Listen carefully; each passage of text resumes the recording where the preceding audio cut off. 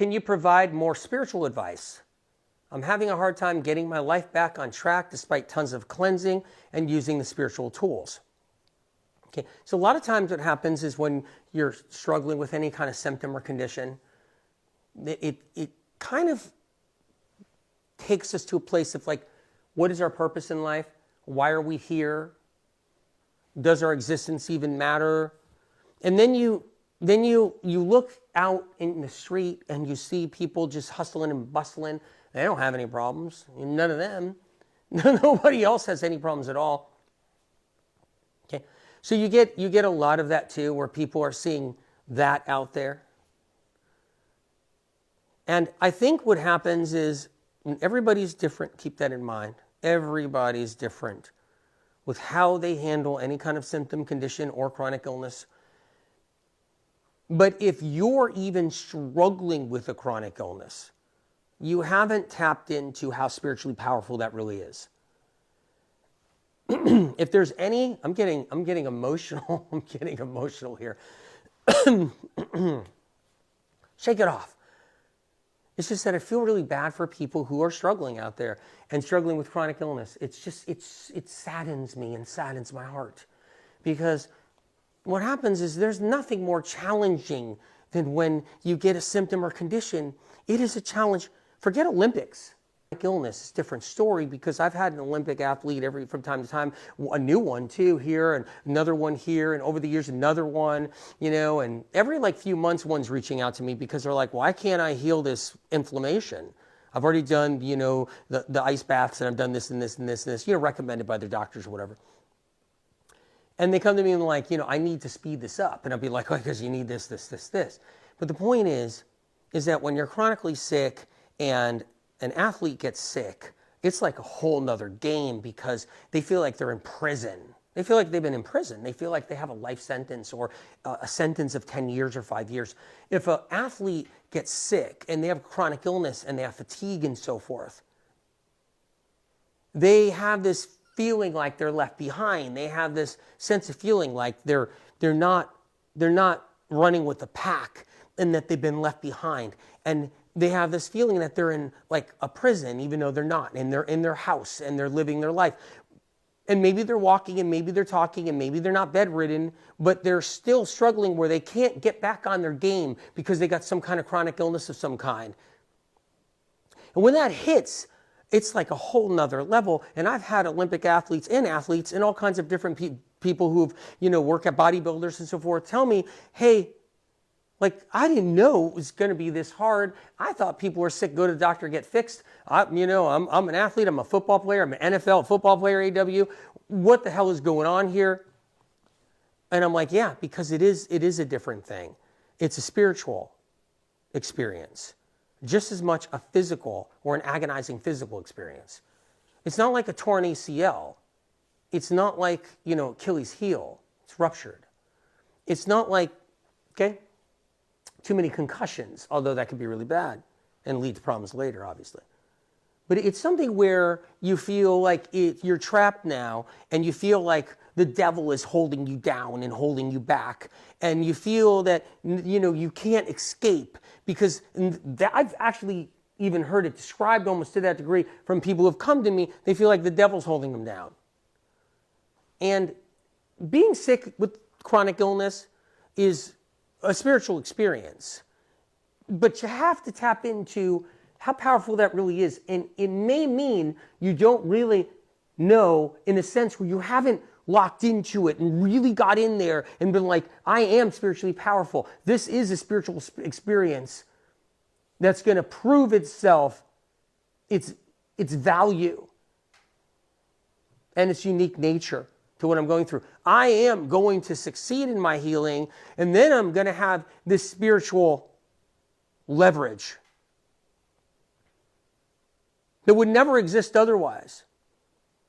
And I'm going to have spiritual wisdom that would have never existed otherwise, that I'm going to pass on, because in the end, pass on to other people here while you're alive, because in the end, we're here and gone. You ever look at old pictures?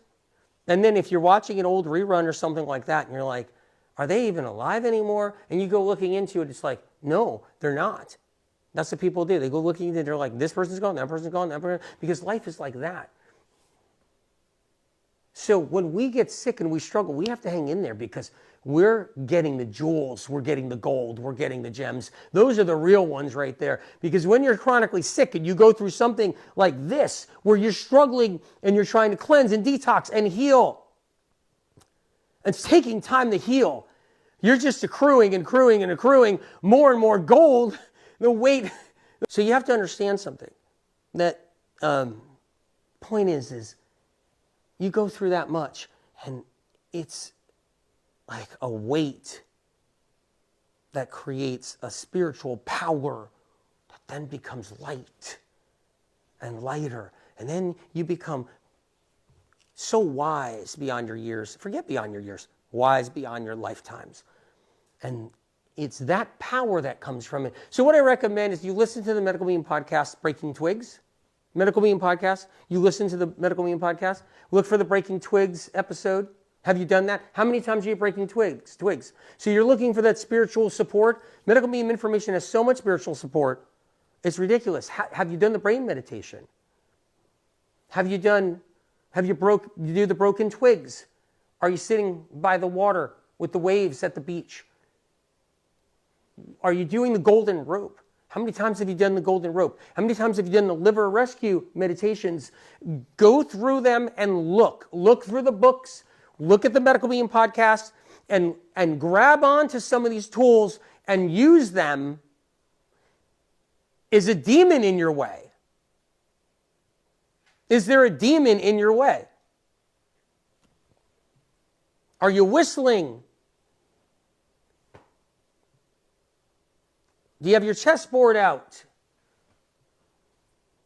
Is there a family derm in your way that's taunting you while you're sick and you're not feeling good, and it's taunting you and making you feel like shit spiritually, even though you're building spiritual powers left and right? Is there a demon taunting you that you don't know about that's from a family lineage, and it's roaming around and it's getting in your head in the middle of the night, telling you you're going to get sick or die or whatever it is, and you don't know the angels, demons, and spiritual tools? I don't know more powerful spiritual information than that's out there, meaning that's out there. There's nothing out there that touches what's in there.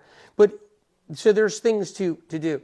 And look, maybe you've done it all, and you just got to go back to it, and you got to break those twigs. And I'm always putting out more and more. And eventually there's going to be another spiritual book, eventually, just not right now. I mean, I'm writing a book right now.